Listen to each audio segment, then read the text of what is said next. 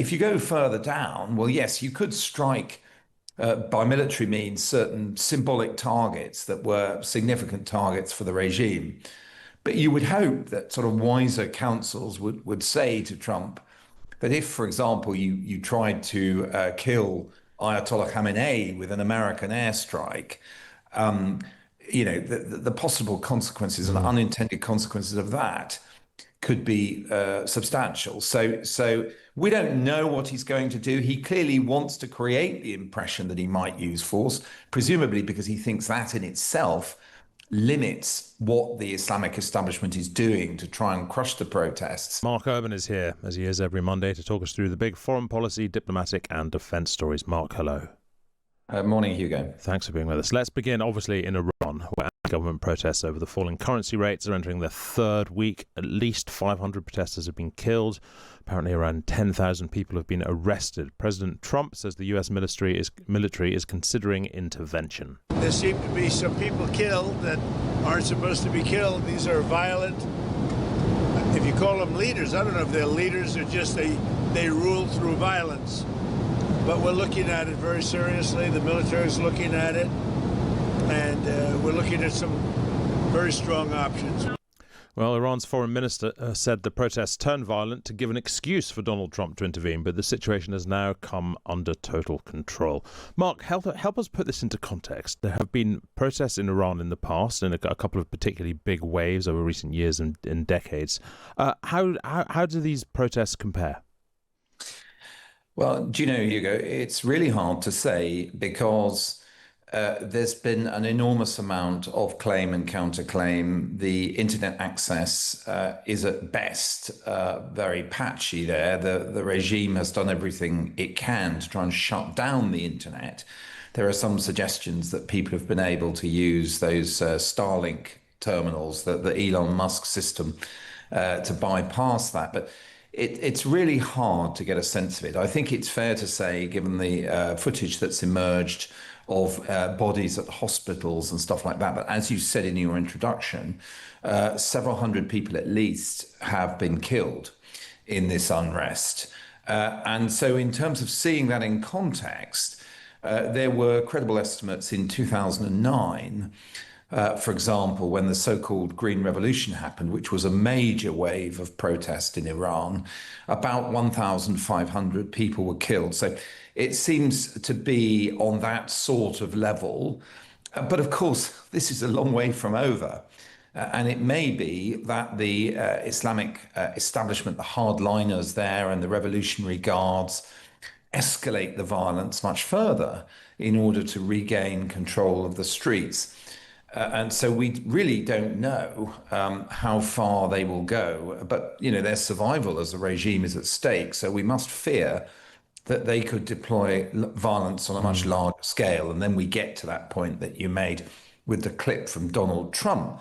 Would that trigger some kind of US intervention? How much do we know about what protesters in Iran want? Because there's this tendency sitting over here to believe that what they want is the women want to rip off their headscarves. They want to live sort of free, Western, familiar lives, much more like we live over here. How true do we think that is? Well, you know, it's a country with 90 million people. That's 6 times the size of the UK. So it's quite hard to generalize about Iranian opinion in this regard. Some people have pointed out, for example, that the Islamic bloc, what you might call the people who really strongly believe in the system, could be as big as 10 million there. And then you have obviously people who are far more liberal in their outlook, as you say. And, you know, the cliches of North Tehran, the middle class and professional neighborhoods, where young women are absolutely, they loathe the veil. They've been at the center of protests before, and they want what we would recognize as a kind of Western package of democratic freedoms, and they completely reject the theocracy. Now, if we listen to the chants of people on the streets, particularly those on Thursday and Friday before the big interruptions in the internet were started by the regime, We hear a lot of chants of death to the dictator. Now, that's Ali Khamenei, the supreme leader, who's an Ayatollah. He's a religious leader. And we hear chants as well in favor of Reza Pahlavi, the heir to the throne. Now, his father was overthrown 46 years ago in a revolution by the Islamists. And so it's extraordinary in a way that there's this kind of full circle of history going on. And that certainly he seems to have a certain popularity among the crowds.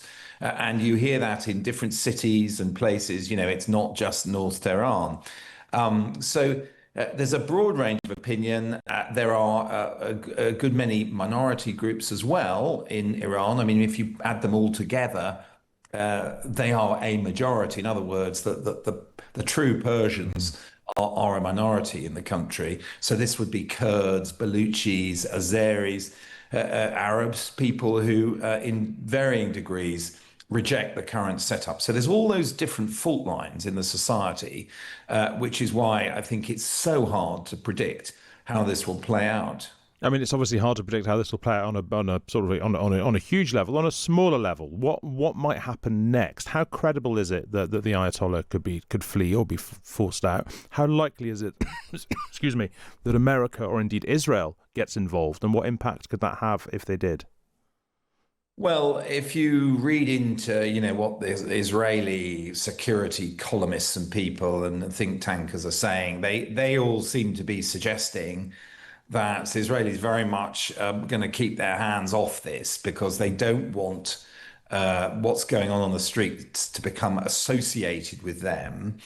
Clearly the accusation that the protesters are dupes of the Zionists has been made by the Ayatollah and by the people in the Islamic establishment. So they would love to paint things that way. So the Israelis are very much standing back, I think. It's America where, as we heard at the beginning, Donald Trump seems to be brandishing the threat of action, where there is much more chance of an involvement. And the interesting question, I mean, as far as we know, he's going to have a meeting on Tuesday where the options are going to be considered. But as far as we know, most of those options are non-kinetic, as you might say. They don't involve dropping bombs, that sort of thing. They're mostly to do with trying to enhance the difficulties the regime is having by cyber warfare, by electronic warfare, other methods, jamming and stuff like that, by trying to distribute clandestinely more of those Starlink terminals so that more Iranians can get onto the internet and share information about what's going on. Those, I think, are going to be near the top of the list of options prepared for Trump. If you go further down, well, yes, you could strike by military means certain symbolic targets that were significant targets for the regime. But you would hope that sort of wiser counsels would say to Trump that if, for example, you tried to kill Ayatollah Khamenei with an American airstrike, the possible consequences and unintended consequences of that could be substantial. So we don't know what he's going to do. He clearly wants to create the impression that he might use force, presumably because he thinks that in itself limits what the Islamic establishment is doing to try and crush the protests. But how it plays out beyond the next day or two, very, very hard to read. Let's cross off the world now, Mark, and talk about Cuba, because Donald Trump has moved to stop the flow of Venezuelan oil and money into Cuba as he turns his attention to that island after seizing Nicolas Maduro, of course, last week. Why Cuba? Why is Cuba next on his list? Well, I mean, look, we talk about 46 years since the revolution in Iran. You've got to go back even further to the, I think from memory, 1962 revolution in Cuba, which brought to power, what was at the time a very Moscow-friendly socialist regime. And, whereas the Soviet Union collapsed, the regime in Cuba has survived as of avowedly very left-wing regime that has had very close ties with the socialist firebrands in Venezuela, Nicolas Maduro, the guy who was lifted by the Americans on the 3rd of January, and his predecessor, Hugo Chavez, who founded that regime, or call it what you will, also socialists. Now, part of the brotherhood that they had as two like-minded systems in the Caribbean, in the American backyard, as it were, was that the Venezuelans were giving Cuba oil at very cheap rates. So clearly, a lot of people, since the removal of Maduro and this policy by America of trying to actually control, but by physical means if necessary, Venezuela's oil exports, can now see that the days of cheap oil for Cuba are basically over. Now, to what extent that is enough in itself to destabilize the government there and create problems for them, we will see. I mean, these types of embargo or interruption of supply tend to take a little bit of time to play out. But it's potentially very threatening for the Cuban government. And of course, Marco Rubio, the Secretary of State, who's been Trump's right-hand man on a lot of this, is himself of Cuban descent, from a family that fled there following the revolution. So in a sense, for him, it's personal. Is there any chance, Mark, this might go further? Could we see intervention in Cuba in the same way as we did in Venezuela? Well, I think going in to lift out the president with Delta Force would probably be a step too far. But you never know. I think what we're more likely to see with Cuba now is a slow an attempt at slow strangulation to basically cause increasing hardship. Now, flicking back to what we've been talking about earlier in the conversation, undoubtedly these long-term measures have had an effect on Iran. In terms of, the long-term embargoes and other measures, currency controls, all those sorts of things have undoubtedly exacerbated hardship and made the regime's job much more difficult in Iran. But it's taken time. And I think we would see a similar slow burn with this in Cuba, if that indeed is what the US is now determined to do. And who knows, they might bring about change. I think the interesting thing in all three countries, Venezuela, Cuba, and Iran, is whether or not America has a formed view about what they think should follow. Because, in the past, the US has done intervention and basically then tried to get things to default back to some sort of democratic setup. It's pretty obvious in Venezuela that's not part of what Trump wants. He's kind of said that the vice president and the kind of old establishment there can carry on because he doesn't want to get involved in the nitty-gritty of occupying or running that country.